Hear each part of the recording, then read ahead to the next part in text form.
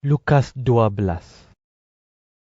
Sedang beribu-ribu orang berasak-asak sehingga kaki mereka saling terpijak, mula-mula Yesus berkata kepada para pengikutnya, "Berhati-hatilah dengan ragi orang Farisi. Maksudku, kemunafikan mereka. Apa yang tersembunyi akan dinyatakan, dan tiap-tiap rahsia akan didedahkan. Apa yang kamu ucapkan pada waktu malam akan terdengar pada siang hari. Dan apa yang kamu bisikkan di telinga orang di dalam bilik yang tertutup akan diumumkan dari atas rumah. Ingatlah, sahabat-sahabatku, janganlah takut akan mereka yang mengambil nyawa, tetapi kemudian tidak berkuasa berbuat apa-apa lagi. Biarlah aku tunjukkan siapa yang mesti kamu takuti. Takutlah akan Allah, kerana Dia berkuasa mengambil nyawa orang, dan Dia juga berkuasa membuang orang itu ke dalam neraka. Percayalah, Allah yang harus kamu takuti. Bukankah 5 ekor burung pipit dijual seharga 2 sen? Meskipun demikian, tidak seekor pun dilupakan oleh Allah. Sebenarnya, rambut di kepala kamu pun telah dihitung semuanya. Oleh itu, janganlah takut, kerana bagi Allah kamu lebih berharga daripada burung pipit. Ingatlah bahawa sesiapa yang mengaku dirinya pengikutku di hadapan umum akan diakui juga oleh anak manusia di hadapan malaikat-malaikat Allah. Tetapi sesiapa yang tidak mengaku dirinya pengikutku di hadapan umum akan tidak diakui juga oleh anak manusia di hadapan malaikat-malaikat Allah. Sesiapa yang menentang anak manusia dengan kata-katanya dapat diampuni, tetapi sesiapa yang mengkufuri roh Allah tidak dapat diampuni. Apabila kamu didakwa di rumah ibadat atau di hadapan gubernur atau penguasa, janganlah khawatir tentang bagaimana kamu harus membela diri atau apa yang harus kamu katakan. Roh Allah akan mengajar kamu apa yang harus kamu katakan pada waktu itu." Seorang daripada orang ramai berkata kepada Yesus, Guru, suruhlah saudara saya berikan sebahagian daripada harta peninggalan bapa kami kepada saya. Yesus berkata kepadanya, "Saudara, siapa memberikan kuasa kepadaku untuk menjadi hakim ataupun membahagikan harta antara kamu berdua?" Seterusnya, Yesus berkata kepada mereka semua, "Berjaga-jagalah dan berwaspadalah. Janganlah tamak. Hidup seseorang tidak terdiri daripada kekayaannya, walaupun hartanya banyak sekali." Kemudian, Yesus menceritakan perumpamaan ini kepada mereka. Dia berkata, Seorang hartawan mempunyai tanah yang menghasilkan tuaian yang banyak. Dia mula berfikir dalam hati, "Aku tidak mempunyai tempat untuk menyimpan segala hasil tanahku. Apakah yang harus aku lakukan? Inilah yang akan aku lakukan," katanya kepada dirinya sendiri. "Aku akan merombak gudang-gudangku, lalu mendirikan yang lebih besar. Dengan demikian, aku dapat menyimpan hasil tanahku dan segala hartaku yang lain di situ. Setelah itu, barulah aku berkata kepada diriku sendiri, kamu sungguh bertuah. Kamu mempunyai segala yang baik bagi keperluanmu selama bertahun-tahun. Nikmatilah hidup, makan, minum, dan bersukacitalah." Tetapi Allah berkata kepadanya, "Hai bodoh, malam ini juga engkau mesti menyerahkan nyawamu. Lalu siapakah yang akan mendapat segala harta yang telah engkau kumpulkan untuk dirimu sendiri itu?" Lalu, Yesus mengakhiri ceritanya dengan berkata, Demikianlah halnya dengan orang yang mengumpulkan harta untuk diri sendiri, padahal tidak kaya di sisi Allah. Lalu, Yesus berkata kepada pengikut-pengikutnya, Itulah sebabnya aku berkata kepada kamu, janganlah khawatir tentang hidup kamu, tentang apa yang akan kamu makan atau apa yang akan kamu pakai.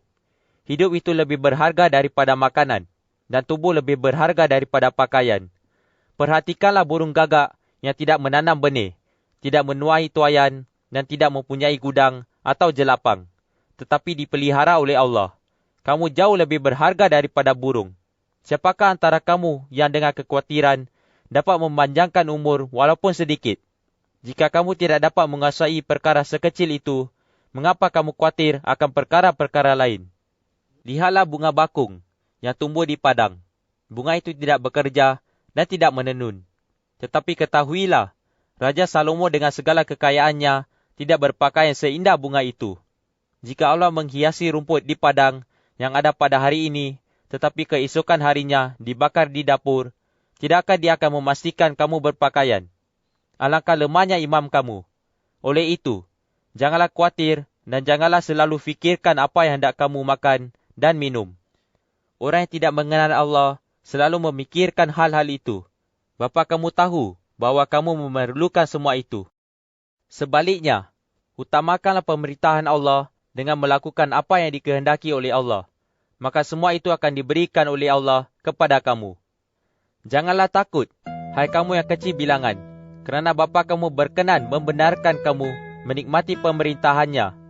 Jualah segala milik kamu dan berikan wangnya kepada orang miskin.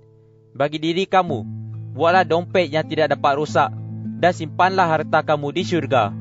Di situ harta kamu tidak akan berkurang, kerana pencuri tidak dapat masuk dan gegat tidak dapat merusakkannya.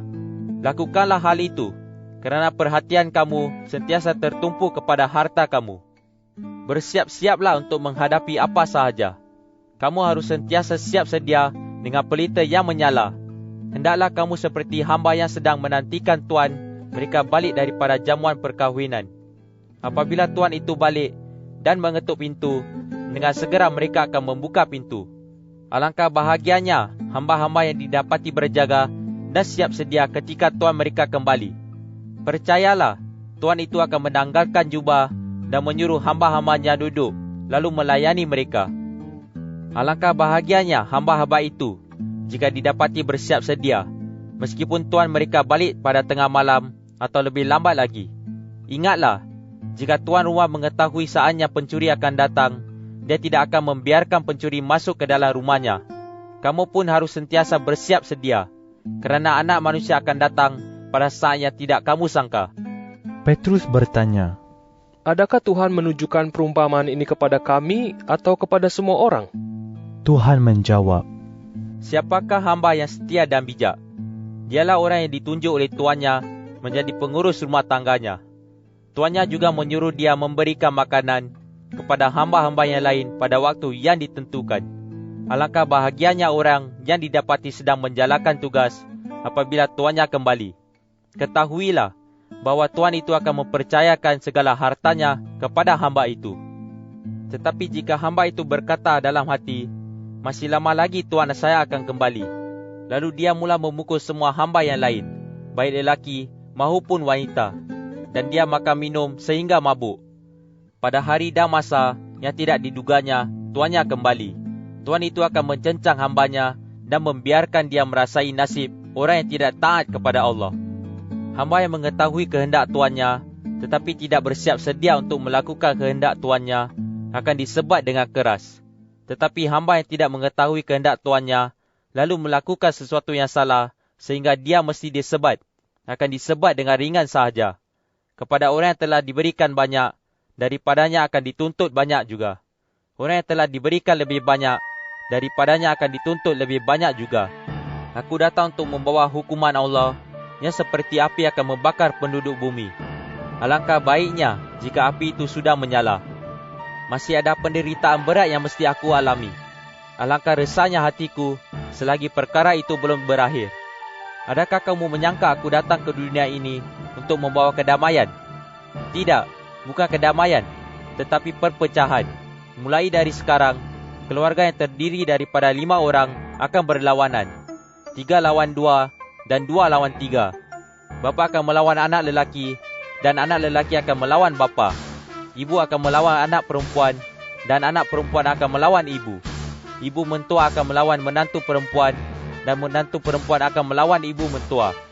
Yesus juga berkata kepada orang ramai, Apabila kamu melihat awan naik di sebelah barat, dengan segera kamu berkata, hari akan hujan, dan benar-benar hari hujan. Apabila kamu berasa angin selatan bertiup, kamu berkata, hari akan panas, dan benar-benar hari panas. Hai orang munafik, kamu dapat meramal cuaca dengan melihat tanda-tanda di langit dan di bumi.